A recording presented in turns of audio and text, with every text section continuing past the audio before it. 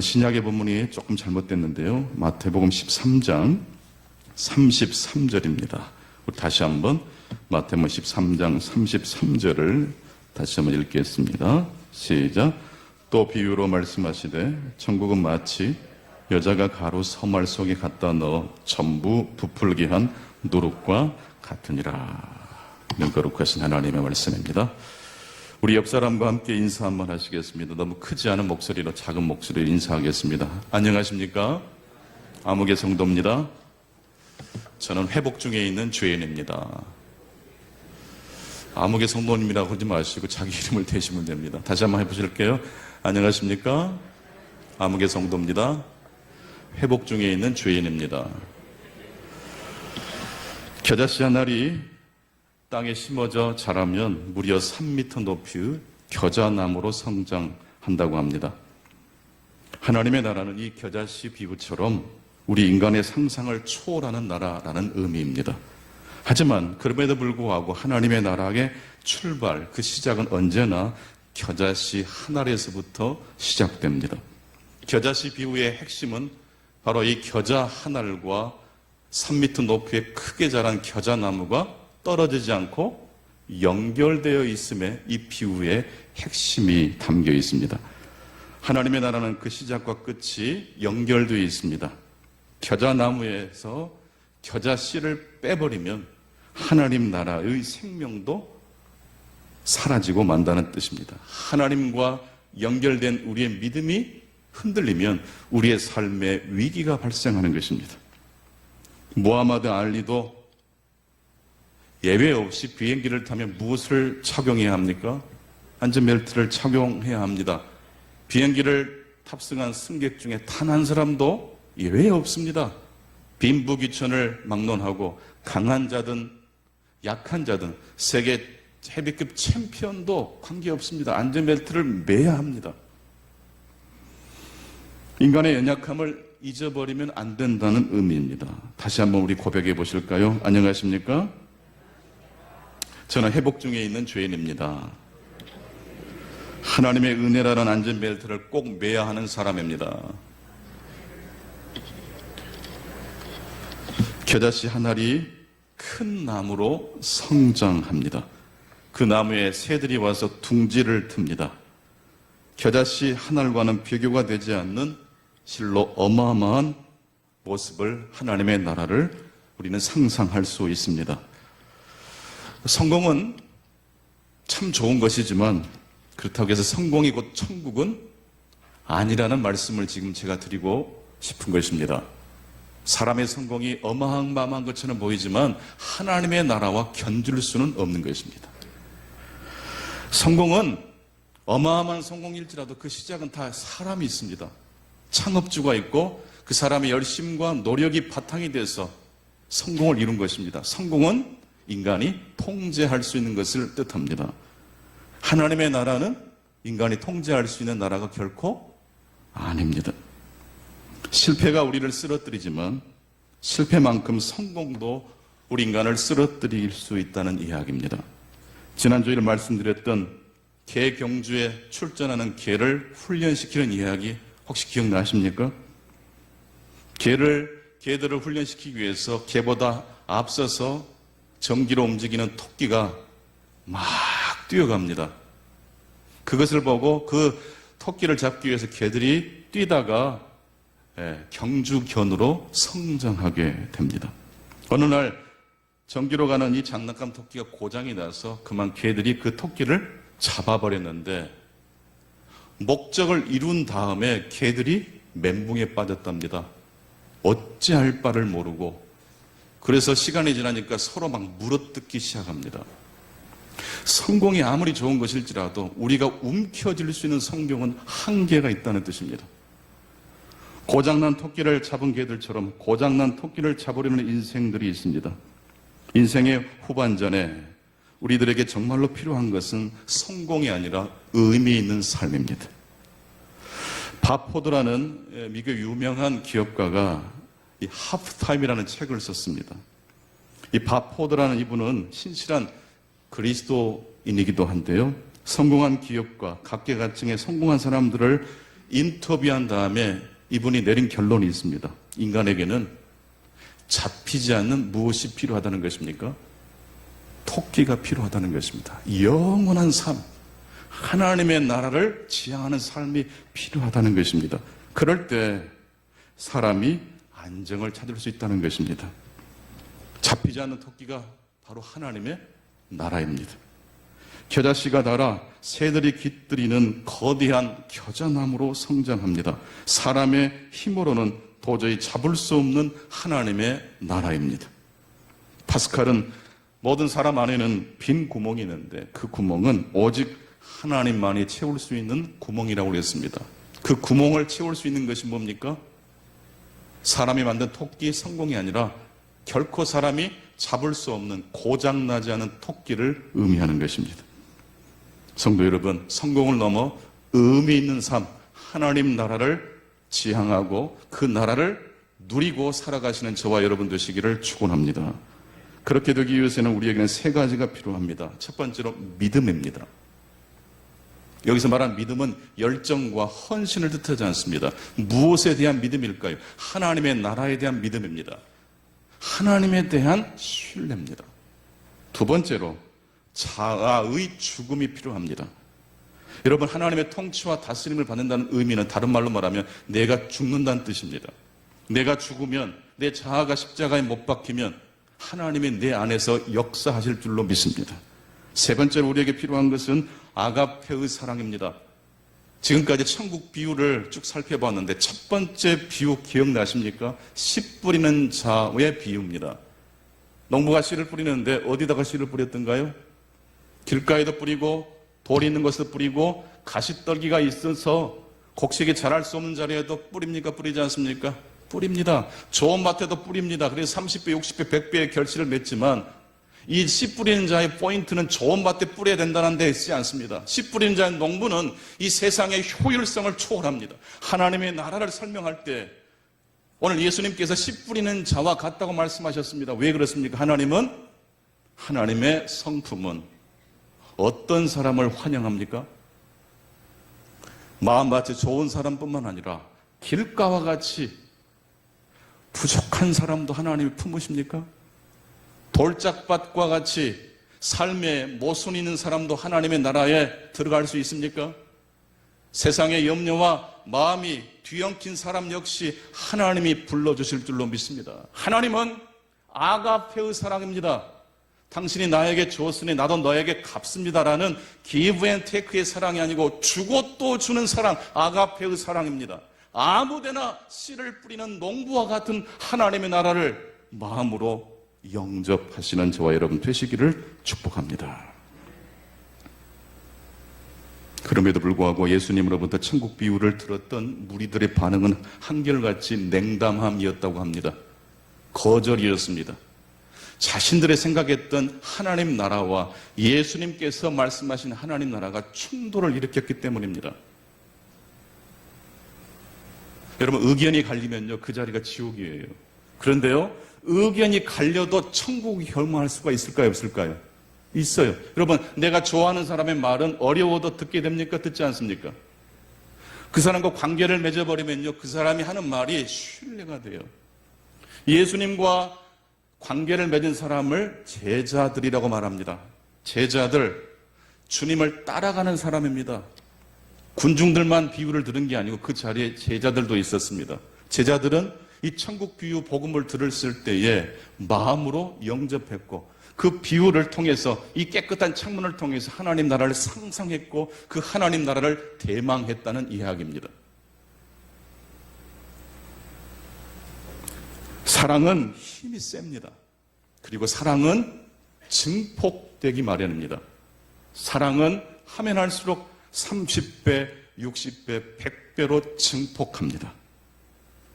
이게 바로 겨자씨 한 알에서 3m 높이로 겨자나무로 성장한 하나님 나라의 확장성을 의미하고 오늘 읽었던 마태복음 13장 33절에 등장하는 서말 가루에 넣은 누룩과 같이 그 누룩 때문에 가루가 부풀어 오른 놀라운 성장과 확장이 바로 이 하나님 나라의 모습인 것입니다. 그렇다면 지옥은 어떨까요?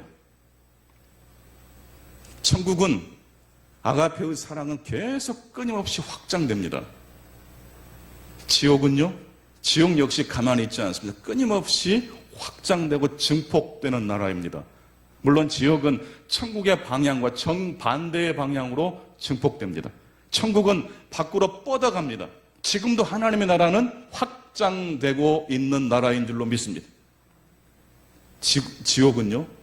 지금도 지옥은 줄어들고 있는 나라입니다. 어떤 사람이 지옥에 갑니까? 하나님을 마음에 두기 싫은 사람. 자기가 자기 인생과 모든 삶을 통제하려는 사람이 지옥 갑니다. 하나님을 거절한 사람이 지옥 가는 겁니다. 지옥은 죄로 물든 사람이 있는 곳이죠. 죄란 이기심입니다. 자아 몰두입니다. 그래서 자기 안으로 빨려 들어가고 모든 것들을 끌어당기는 블랙홀과 같은 것이 지옥입니다. 그래서 C.S. 루이스는 지옥을 돌멩이 하나 정도가 들어갈 수 있는 작은 구멍 정도 사이즈면 충분히 넉넉하다는 말을 합니다. 왜요? 지옥에 들어가는 사람들은 다 어디로 빨려 들어가요?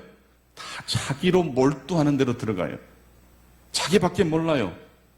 계속 안으로 줄어들다 보니까 나중에는 돌멩이 하나 정도 들어갈 수 있는 공간이면 수천, 수억의 지옥불에 들어간 사람들이 거할 수 있는 지옥의 공간은 넉넉하다는 이야기를 합니다. 물론 이것은 상상해서 한 말이지만은 상당히 일리 있는 이야기라고 저는 생각합니다. 성도 여러분, 하나님의 나라는 지금도 30배, 60배, 100배로 확장되고 있는 나라입니다. 하나님을 사랑하는 자, 곧 그때로 부르심을 입은 자들에게는 하나님이 이런 축복을 주실 줄로 믿습니다.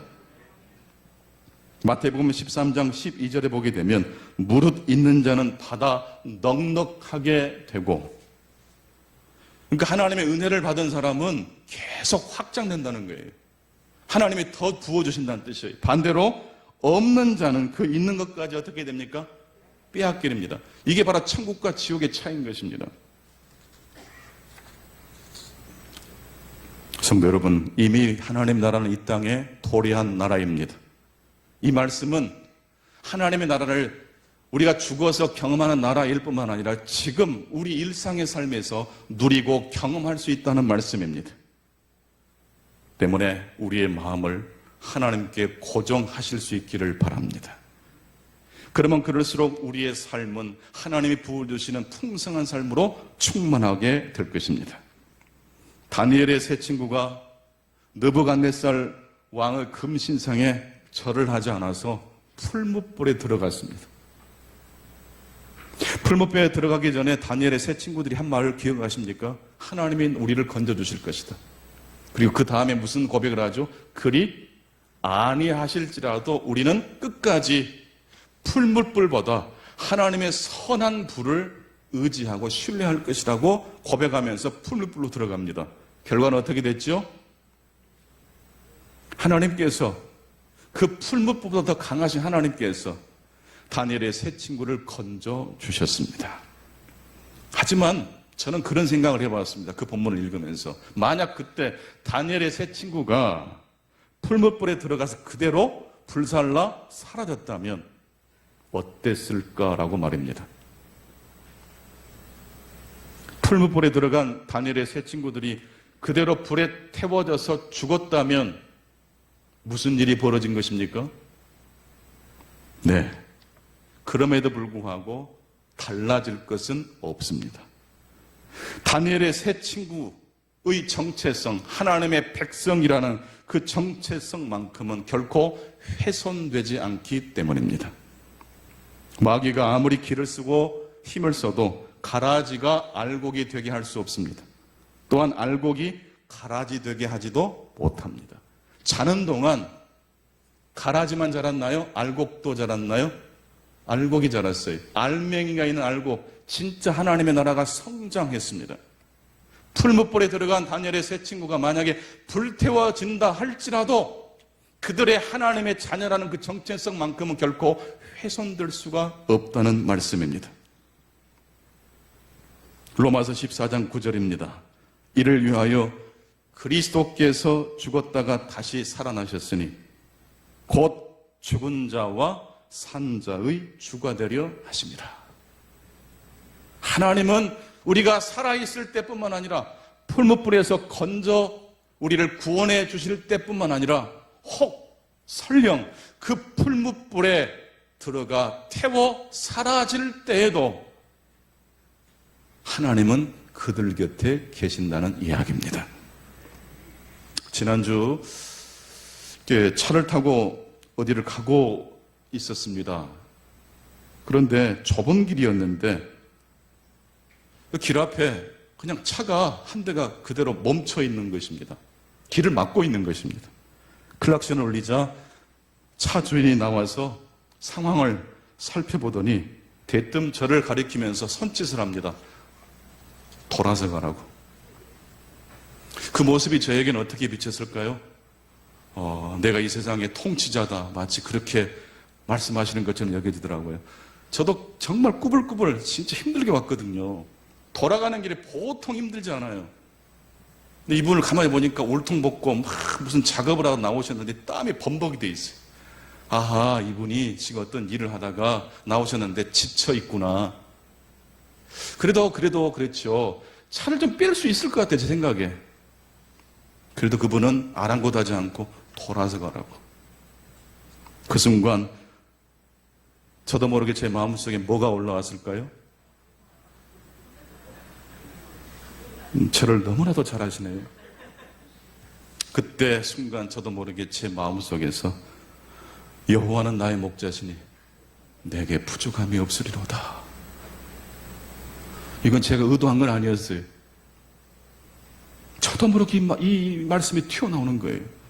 여호와는 나의 목자시니 내게 부족함이 없으리로다. 이 상황이 내 뜻대로 통제가 되지 않아도 주님이 나와 함께 하신대요. 할렐루야. 깜짝 놀랐어요. 누가요? 제가 놀랐어요. 제가 제 입 밖으로 슬쩍 가만히 읊조렸던 그 고백이 저를 너무 놀래켰어요. 약간 화도 나는 것도 사실이지만 저는 그 동네에 왕으로 군림하고 계시는 그분의 통치와 다스림에 그대로 순종하면서 차를 어려웠지만 뒤로 빼고 일정을 잘 마치고 집으로 돌아왔습니다.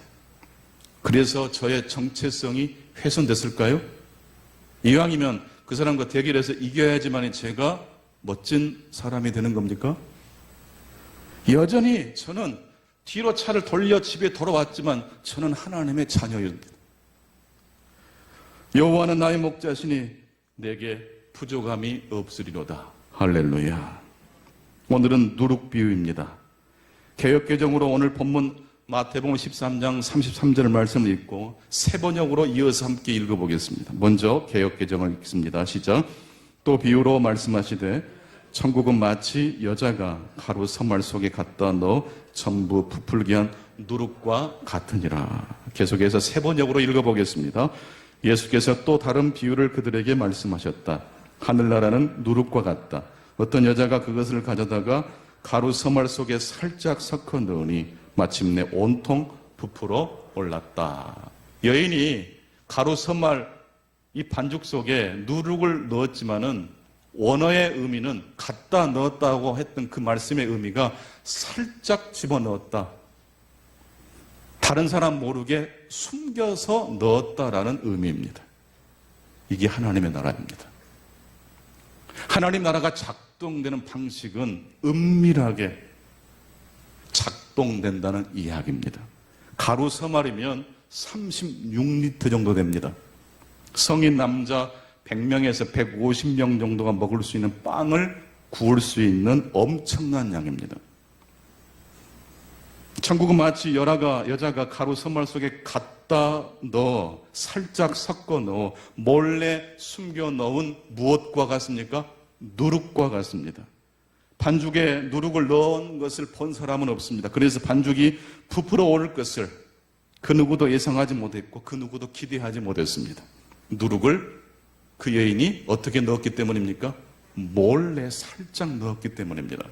여러분, 하나님의 나라가 확장되고 하나님의 다스림과 통치하시면요, 우리가 모르는 사이에도 진행되고 있는 나라예요. 우리가 기대하지 못했고 예상하지 못했던 그 자리에 하나님이 통치하시고 좌정하시고 다스리고 계심을 믿음의 눈으로 바라보시는 저와 여러분 되시기를 바랍니다.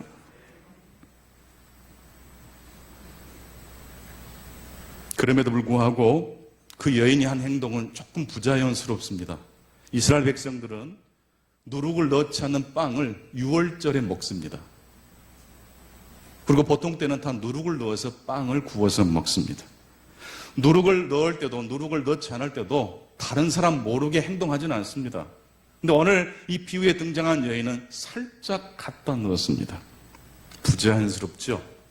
여러분, 하나님의 나라는요, 우리가 보기에 약간 부자연스러운 상황 속에서 하나님 나라가 운행되고 있다는 사실을 기억하시기를 바랍니다. 하지만 분명한 것은 그 하나님 나라를 갈망하고 찾고 두드리는 자에게 하나님은 그 나라를 보여주시고 경험할 수 있도록 도와주신다는 말씀입니다. 그래서 마태복음 13장 45절에 보게 되면 천국은 마치 좋은 진주를 구하는 누구와 같아요? 장사와 같아요. 좋은 진주를 우연히 발견한 게 아니고 좋은 진주를 찾기 위해서 애쓰고 노력한 자에게 하나님 나라가 경험됐다는 뜻입니다. 성도 여러분, 하나님의 나라를 찾고 구하실 수 있기를 바랍니다. 하나님을 갈망하실 수 있기를 바랍니다. 어느 여자분이 반려견과 함께 산책을 하고 있었습니다. 그런데 그 여자가 산책에 데리고 나온 이 반려견의 모습이 조금 이상해 보였습니다. 공을 입에 물고 주인이 있는 곳으로 달려가는 그 개는 여느 반려견과 조금 다른 모습이 눈에 띄었습니다.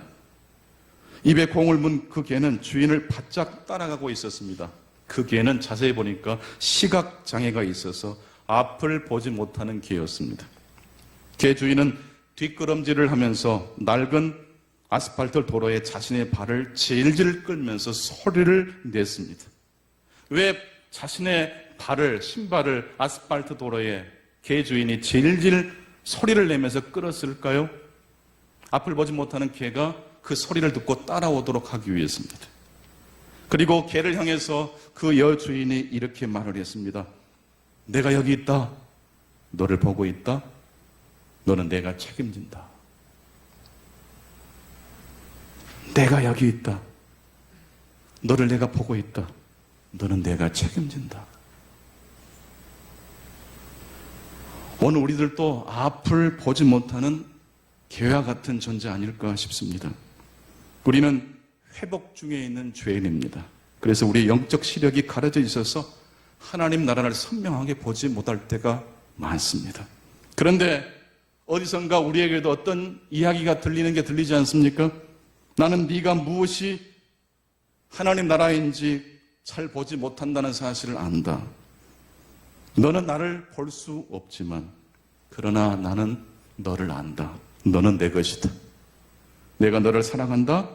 내가 너의 귀에 소리가 들리게끔 내 발을 질질 끌 것이니 나를 따라오너라. 여호와는 나의 목자시니 내게 부족함이 없으리로다. 이 말씀 속에 앞을 보지 못한 개를 끌고 갔던 인도했던 개 주인이 했던 말이 다 담겨 있는 것 아니겠습니까? 천국은 마치 반죽 속에 몰래 갖다 넣은 누룩과 같습니다. 하나님의 나라는 보이지 않는 힘으로 돌아가는 나라입니다. 하나님의 나라만 그러는 것이 아닙니다. 이 세상에 존재하는 모든 피조 세계는 보이는 것들은 보이지 않는 힘에 의해서 돌아간다는 이야기를 성경은 말씀하고 있습니다. 로마서 1장 20절을 한번 같이 읽어보시겠습니다. 너무너무 소중한 말씀입니다. 같이 한번 읽어보시겠습니다. 시작. 창세로부터 그의 보이지 아니하는 것들 곧 그의 영원하신 능력과 신성이 그가 만드신 만물에 분명히 보여 알려졌나니 그러므로 그들이 핑계하지 못할지니라. 이 세상에 우리의 눈에 보이는 모든 피조 세계를 붙들고 있는 것은 무엇입니까? 보이는 것이 아니고 보이지 않는 하나님의 능력이 이 세계를, 온 우주를 붙들고 있습니다. 하나님의 나라는 보이지 않는 누룩이 그 나라를 부풀게 하는 것처럼 이 세상도 보이지 않는 하나님의 거룩한 손이 운행하고 있을 줄로 믿습니다. 코로나19보다 더 중요한 하나님의 진리를 기억하십시오. 하나님이 이 세상의 통치자이십니다. 우리 인간들 역시 몸이 움직이는 것은 먼저 무엇이 움직였기 때문일까요? 마음이 움직였기 때문입니다. 책을 읽을 때, 시장을 보러 갈 때 먼저 무엇이 움직였습니까? 마음과 의지가 먼저 움직이니까 몸이 따라가는 것입니다. 천국은 보이지 않는 힘에 의해서 돌아갑니다. 이 세상은 보이지 않는 하나님의 능력에 의해서 운행됩니다. 인간 역시 사람의 몸을 움직이는 것은 사람의 마음이고 영혼이고 그 사람의 속에 담겨있는 의지인 것입니다. 그래서 우리는 마음을 잘 관리해야 합니다. 우리의 마음이 하나님을 향할 수 있도록, 하나님께 고정될 수 있도록 의도적으로 노력하시는 저와 여러분 되시기를 바랍니다. 사랑하는 사람은요, 한 번만 쳐다보지 않고 그 사람을, 사랑하는 사람을 계속 쳐다봐요. 보고 또 보는 거예요. 그래서 사랑이 계속 증폭되는 거예요. 여러분, 오늘부터 시편 23편을 매 예배 시간마다 암송할 텐데요. 이게 그 효과가 어마어마하다는 것을 아마 경험하실 겁니다. 그 말씀이 우리의 나도 모르게 작용합니다. 성경을 필사하고 설교 요약을 필사하고 이젠 더 나아가서 성경을 암송하는 가운데 우리의 육체를 진짜 움직이게 하는 이 마음이 하나님을 향해 고정되어 있을 때 우리의 삶에 소경인 개가 주인의 발자국 소리를 듣고 주인이 있는 곳을 갔던 것처럼 우리 귀에도 하나님의 음성이 들릴 겁니다. 내가 너를 지켜줄 거야. 나는 너를 보고 있어. 너는 나를 보지 못하지만 난 너를 보고 있어. 내가 여기 있다. 내가 너를 책임진다는 하나님의 음성을 꼭 듣게 되시는 저와 여러분 되시기를 축원합니다. 기도하겠습니다. 선하신 목자 되시는 주님, 우리의 목자가 되어주셔서 감사합니다. 주님을 사랑합니다. 하나님의 나라를 앙망합니다. 우리의 마음이 언제나 하나님께 향할 수 있도록 도와 주옵소서. 은밀한 하나님의 힘이 하나님 나라를 통치하고 계십니다. 보이지 않는 하나님의 선하신 능력이 이 온 지구와 온 우주를 통치하고 다스리고 계심을 믿습니다. 오늘 또 우리의 영혼을 빚으시고 우리의 마음에 하나님의 말씀을 슬쩍 집어넣어 주신 하나님의 은혜를 의지합니다. 내 뜻대로 마옵시고 하나님의 뜻대로 살아가는 우리의 삶이 되게 해 주옵소서. 예수 그리스도 이름으로 기도하옵나이다. 아멘.